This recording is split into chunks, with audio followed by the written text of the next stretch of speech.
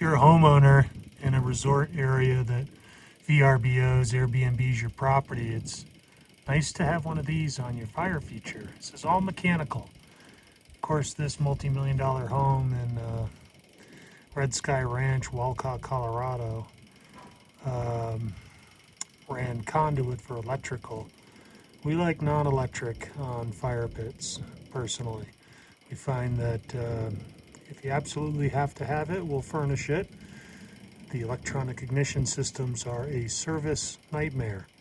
But these little mechanical timers, 1 hour, twist and go with the red button out, is, helps you sleep better at night.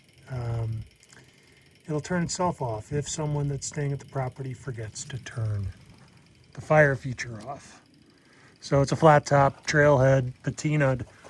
This one sat out in front of the shop for the while. This client was super cool and was in no rush, and all the snow just melted. So we just completed the install. We calibrated the flame.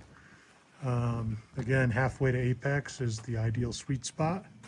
And quite a vista here. 970-759-3103.